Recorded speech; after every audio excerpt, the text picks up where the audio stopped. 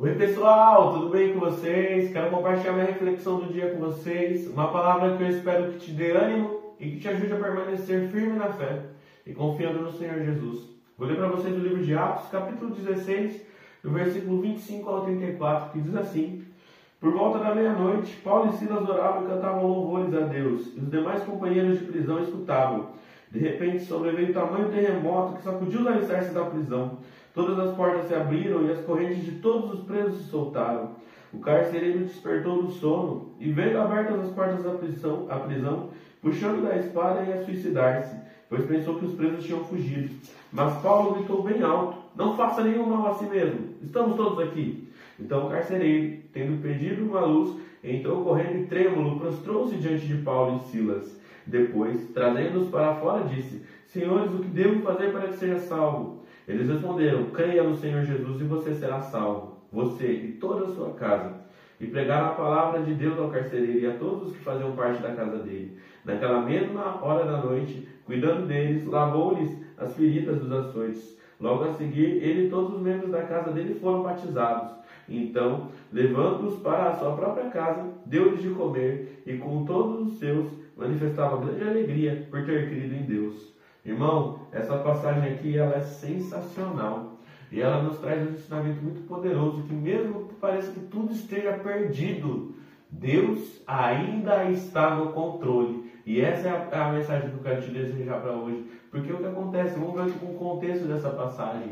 Paulo estava nas suas viagens missionárias. E aí ele deixava o Espírito Santo guiar ele durante as viagens missionárias. Então tinha muitos lugares que Paulo queria ir, que ele não foi porque o Espírito Santo não deixou ele ir. E aí num sonho ele viu um homem o chamando e pedindo para que ele fosse para Macedônia.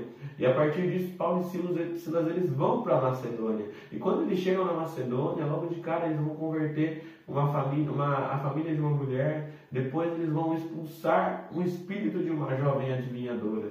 E aquela jovem ela era escrava, tanto humana quanto espiritual. E aí provavelmente poderia ser que eles poderiam ter pensado, quando eles conseguiram converter essas pessoas, que eles haviam cumprido a missão que o Senhor tinha mandado para eles, que eles tinham conseguido levar o Evangelho para essas pessoas. Mas o que acontece é algo totalmente diferente.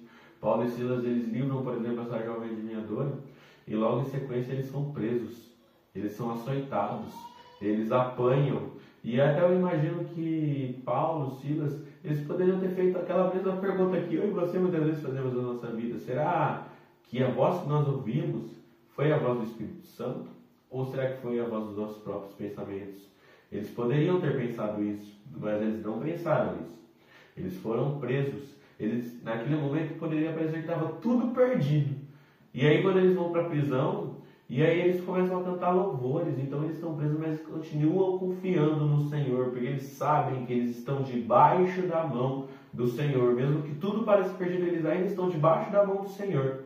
E eles cantam louvores, eles louvam a Deus, e a palavra fala que acontece um terremoto e a porta da prisão abre.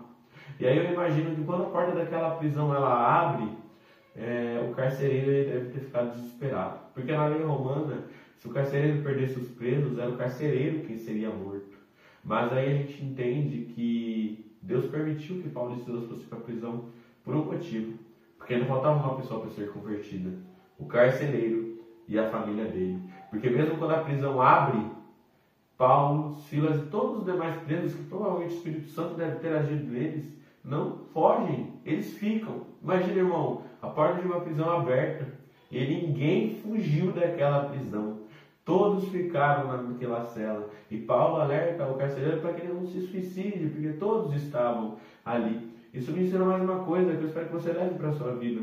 Que nem sempre quando uma porta se abre para te tirar de uma tribulação, te tirar de alguma situação que te está dando um problema, nem sempre porque essa porta abriu você deve entrar. Nem sempre essa saída é a saída que você deve sair. Porque principalmente quando essa saída vai prejudicar alguém. Porque se Paulo e Silas tivessem saído da prisão, eles estariam livres.